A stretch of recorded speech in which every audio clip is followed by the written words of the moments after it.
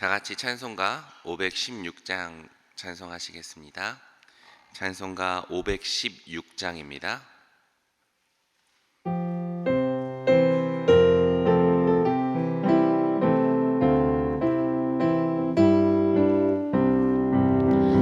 옳은 길 따르라 이의 길을 세계 만민의 참된 길, 이 길 따라서 살기를 온 세계에 전하세.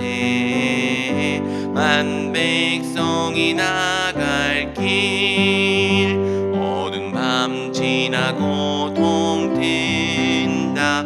환한 빛 보아라 저 빛, 주 예수의 나라 이 땅에 곧 오겠네 오겠네.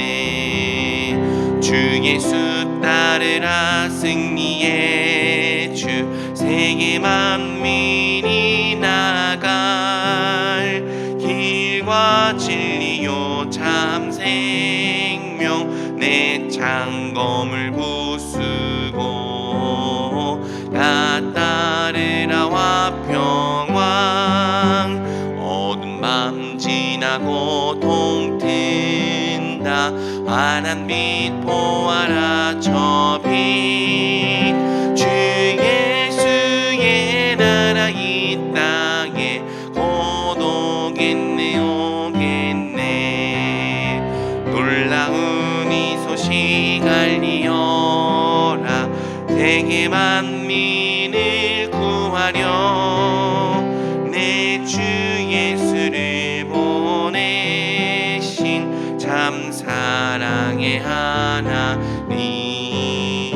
만 백성이 따를 길, 어두운 밤 지나고 동튼다.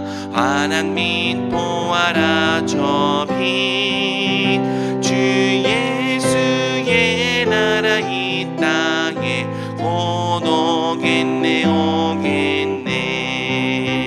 고난길 헤치고 찾아온 길, 많은 백성을 구한 길, 모두 나와서 믿으면 세상이 마침내 이 진리에 살겠네.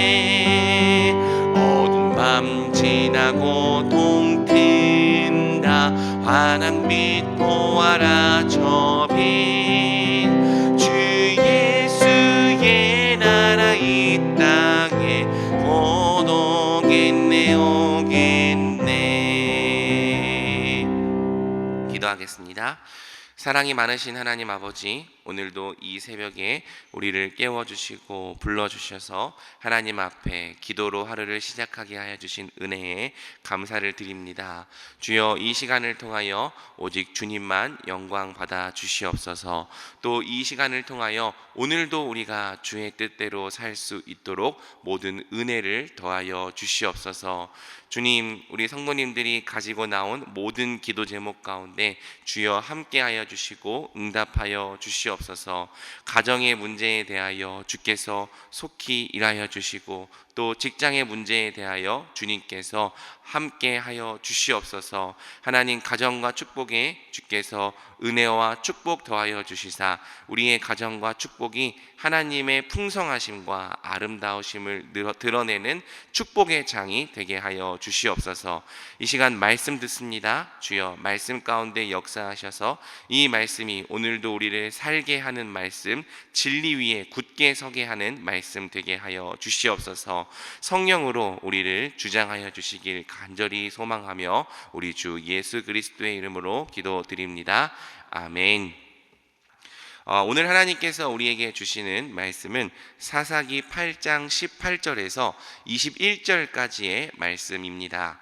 사사기 8장 18절에서 21절까지의 말씀을 저와 성도님들이 교독하겠습니다. 저부터 읽겠습니다. 이에 그가 세바와 살분나에게 말하되 너희가 다볼에서 죽인 자들은 어떠한 사람들이더냐 하니 대답하되 그들이 너와 같아서 하나같이 왕자들의 모습과 같더라 하니라. 그가 이르되 그들은 내 형제들이며 내 어머니의 아들들이라. 여호와께서 살아계심을 두고 맹세하노니 너희가 만일 그들을 살렸더라면 나도 너희를 죽이지 아니하였으리라 하고, 그의 맏아들 여델에게 이르되 일어나 그들을 죽이라 하였으나 그 소년이 그의 칼을 빼지 못하였으니 이는 아직 어려서 두려워함이었더라. 세바와 살문나가 이르되 네가 일어나 우리를 치라. 사람이 어떠하면 그의 힘도 그러하니라 하니, 기드온이 일어나 세바와 살문나를 죽이고 그들의 낙타목에 있던 초승달 장식들을 떼어서 가지니라. 아멘.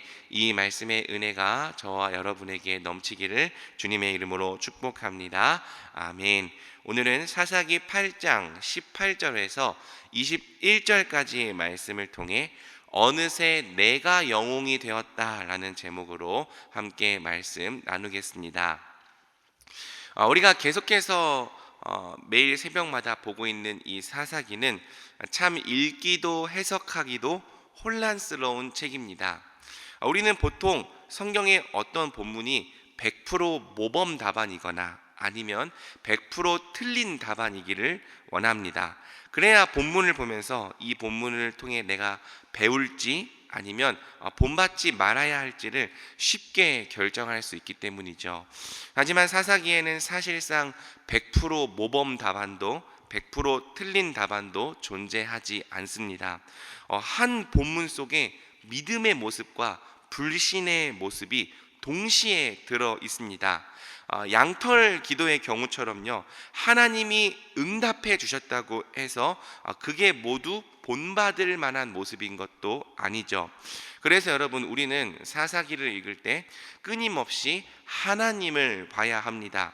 사사기는 어떤 위대한 영웅의 위인전이 아니라 이 죄인들의 무지와 불신과 연약함과 범죄까지도 사용하셔서 하나님의 역사를 이루어 가시는 하나님의 이야기이기 때문입니다. 사사기는 사사가 거듭될수록 점점 더 상태가 나빠지는 하강 곡선을 우리에게 보여줍니다. 이때 사사기는 이스라엘의 영적 상태를 체크할 수 있는 중요한 척도 중에 하나를 바로 동족 간의 전쟁으로 우리에게 제시합니다. 드보라와 바락의 때에도요, 이 전쟁에 참여하지 않았던 지파들이 있었습니다. 하지만 드보라와 바락의 경우에는요, 전쟁에 참여하지 않았던 지파들을 직접 처단하지 않았고요, 다만 기도를 통해서 또 찬양을 통해 그들에 대한 심판을 하나님께 맡기죠. 그런데 기드온의 경우에는 좀 다릅니다. 기드온은 에브라임에 대해서는 너그럽게 대하지만 숫꽃과 브누엘에 대해서는 자신이 친히 그들에 대한 심판자가 되죠. 물론 여러분, 숫꽃과 브누엘이 잘한 거 아닙니다. 하나님은 전쟁에 참여하지 않았던 숫꽃과 브누엘에게 책임을 물으실 것입니다. 하지만 이 하나님이 하셔야 할 심판을 기드온이 직접 하는 것은 전혀 다른 문제입니다. 결국 기드온은 동족을 살해하는 동족의 심판자가 되죠. 후에 이제 입다에 이르러서는 상황이 더 나빠집니다. 입다의 때에도 기드온과 마찬가지로 에브라임 사람들이 찾아와서 왜 자기들을 전쟁에 불러주지 않았냐고 시비를 걸어옵니다. 기드온은 그래도 에브라임에 대해서는 너그럽게 타일러서 돌려보냈는데요, 입다는 아예 에브라임 사람과 싸워서 42,000명을 죽여버립니다. 사사기의 마지막 이야기인 19장에서 21장도요, 결국 동족 간에 서로를 죽인 이야기입니다. 겉으로 보기에는 베냐민의 악행을 제거하려는 정의로운 전투처럼 보였지만 결국에는 형제의 피에 취해서 한 지파를 거의 멸절시키는 비극적인 전쟁이 되어버렸죠. 사랑하는 여러분, 사람의 분노가 하나님의 의를 이루지 못합니다. 우리가 하나님의 이름으로 행한다고 말하는 심판이 하나님을 절대 영화롭게 하지 못합니다. 도리어 사람이 친히 심판자가 되어서 행하는 모든 일에는 더한 혼란과 더한 악행만이 가득해질 뿐입니다. 그래서 여러분, 사사기는 참 혼란스럽습니다. 누구나 다 하나님의 이름으로 행하지만 그 어디서도 하나님의 의는 이루어지지 않기 때문입니다. 우리 조국교회도 바로 이와 같을까봐 두렵습니다. 누구나 다 하나님의 이름으로 행하고 또 서로를 정죄하고 단죄하지만 그 어디서도 하나님의 의가 이루어지지 않고 오직 형제들의 피만 흘리게 될까 두렵습니다. 오늘 본문은 사실상 용두사미에 해당하는 기드온의 전쟁을 우리에게 보여줍니다. 기드온의 전쟁에는요, 분명히 믿음의 요소가 있었습니다. 이스라엘의 원수인 세바와 살분나를 끝까지 추격해서 붙잡은 것도요, 용맹스러운 모습이고요, 칭찬받을 만한 일입니다. 하지만 그의 전쟁이 끝나는 이 오늘 본문 속에는 어딘지 모르게 어둠이 서려 있습니다. 이 어둠은 앞으로 이어질 본문에서 전면으로 드러나죠.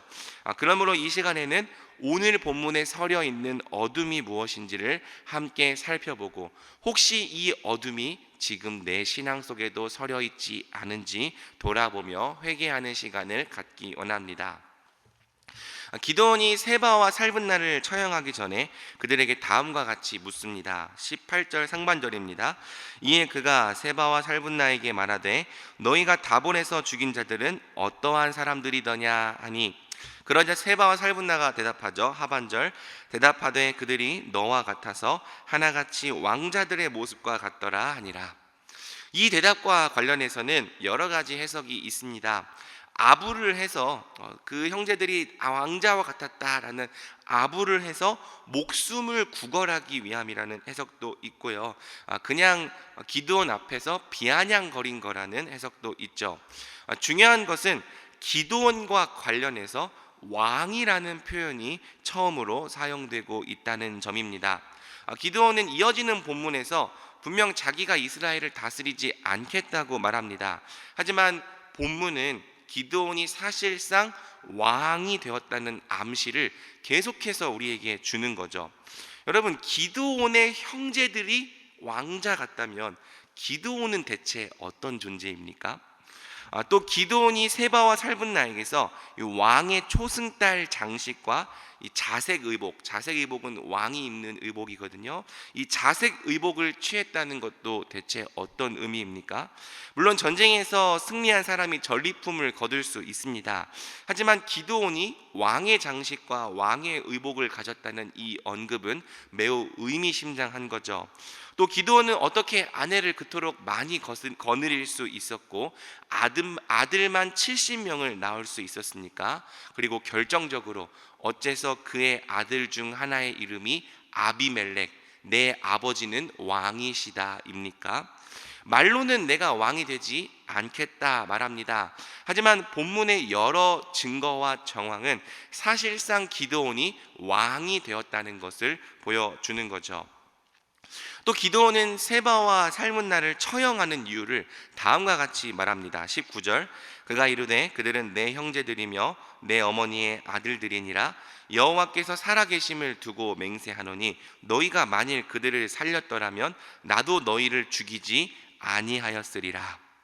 여러분, 이 부분도 사실 율법에 의하면 정당한 부분이 될 수 있습니다. 기드온은 자기 형제의 피를 복수하는 피의 복수자가 된 거죠. 하지만 여러분, 하나님의 이름으로 수행되었던 전쟁에서 이 원수들의 수장을 처형하는 이유가 그저 개인적인 복수라는 것은 좀 이상합니다. 만약 세바와 살분나가 기드온의 형제들을 죽이지 않았더라면 이 개인의 관계에 따라서 원수들을 살려도 되는 걸까요? 하나님의 이름으로 수행되었다고 말하는 전쟁이 마지막에 가서는 개인을 위한 전쟁, 개인의 복수가 목적인 전쟁으로 변질되고 있는 거죠. 마지막으로 기드온의 맏아들 여델이 세바와 살분나를 죽이기 주저하자 세바와 살문나가 기드온을 다음과 같이 도발합니다. 21절입니다. 세바와 살문나가 이르되 네가 일어나 우리를 치라. 사람이 어떠하면 그의 힘도 그러하니라. 이 말은요, 아들 뒤에 숨어 있지 말라는 거예요. 네가 진짜 이스라엘의 큰 용사라면, 천사가 처음에 이 기드온을 큰 용사라 말했죠.